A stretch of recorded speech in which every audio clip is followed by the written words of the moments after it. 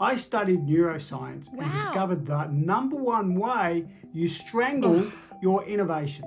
If you don't overcome this challenge, you won't become an innovator and you'll fail to fulfill your innovation dreams.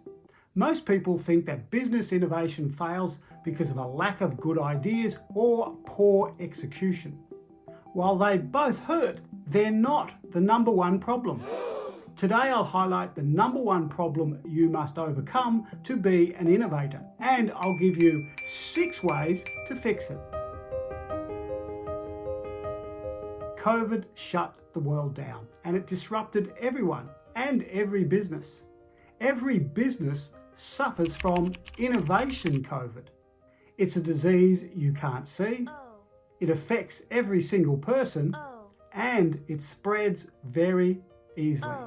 It's strangling your innovation success, and worst of all, you don't even know it. Gregory Burns studies the brain, and he wrote a great book on the neuroscience of personal innovation. He asked the big question: how do you tackle something you've never done before and succeed? He proposed 3 reasons why innovation fails, and this is part 3 of a 4-part series. Imagine you're sitting in an important business meeting. Your business is facing a new challenge. Perhaps it's a new competitor that's come into your market space and they're starting to steal away some of your sales. Or perhaps a technology issue is emerging, a challenge like AI is coming and you're not sure what to do about it. The conversation you're having in your meeting will decide the future viability of your business. An idea pops into your head. What do you do? Do you blurt it out? Do you sit there and mull it over? Do you instantly dismiss it and say nothing? This is the life or death moment of business innovation. It's the moment you strangle your innovation or you give it air and let it breathe. The big question is this: when you have an idea, does it get aired or strangled? These moments happen all the time, but you don't see them because they're silent and invisible. They're happening inside someone's head. You never really know if someone has a great idea and they don't share it, because they don't share it. And I'll bet you're doing it too. The number one thing that strangles your business innovation is not a lack of ideas. It's fear. The fear that stops you from speaking up and sharing the ideas that you have. Now, you might think the easy solution is simply to be more courageous. Just stand up and speak your ideas. You're right, that would be easy. But if it was that easy, then you wouldn't have an innovation problem. The challenge is that you are hardwired for fear whenever you're faced with a new situation or a new idea. And the reason you do it is because we're all hardwired in the same way. The deeper problem is that fear is stressful. It doesn't feel good, so you naturally avoid it. That's why you don't innovate and create things that you haven't done before. You're scared and you're stressed. But fear is also useful. It's a basic survival mechanism that keeps you safe. It stops you from taking any action the brain perceives to be potentially dangerous. In your modern lifestyle, your challenges are more likely to be emotional or social rather than physical. Saber-toothed tigers are less of a problem than being voted off the island. Brandon, the child spoken. Your fear stops you taking action and it stops you becoming an innovator. If you want to become an innovator, then subscribe to this channel. In the short term, fear and stress just makes you uncomfortable, and you can easily distract yourself with wine, chocolate, or social media. But the long-term problem for repeated stress is that it can remodel the part of your brain that deals with decision making. This means you almost automatically avoid taking risks and you become the brake that stops innovation and change from happening.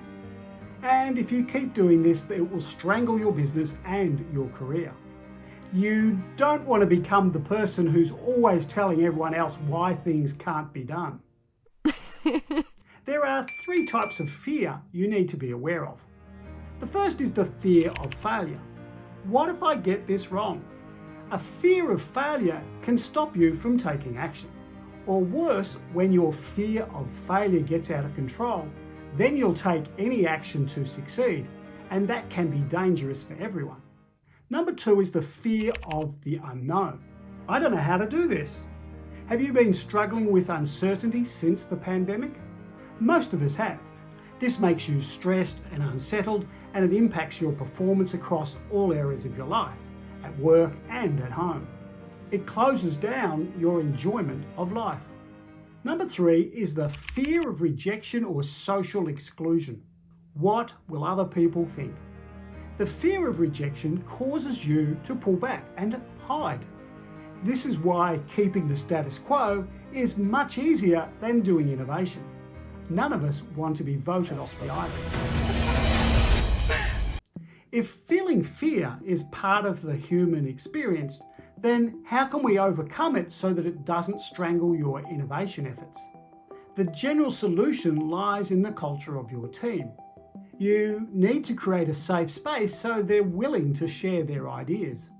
And if you want me to create a separate video on creative cultures, let me know in the comments down below. The more specific solution is what Gregory Burns talks about as personal innovation.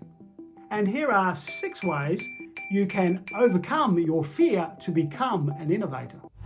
Number 1, find partners.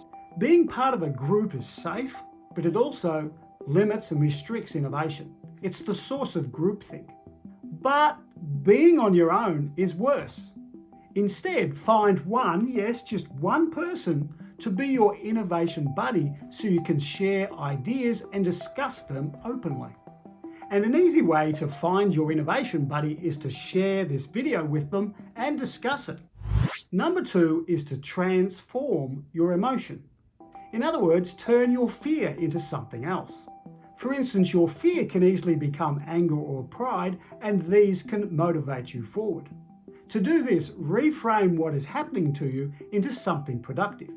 For instance, speaking in public can be seen as a challenge to be accepted rather than one to be avoided. Number 3 is an ideas market. One of the great killers of innovation is social influence. It's risky to sit in a meeting and put your hand up and say, "Hey, I've got an idea." It's risky because you don't know how other people are going to react to your idea and to you.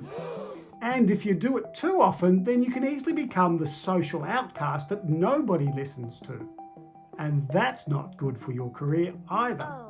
One way around this is to create an ideas market where people can submit ideas anonymously, and then others can vote for the ideas that they like.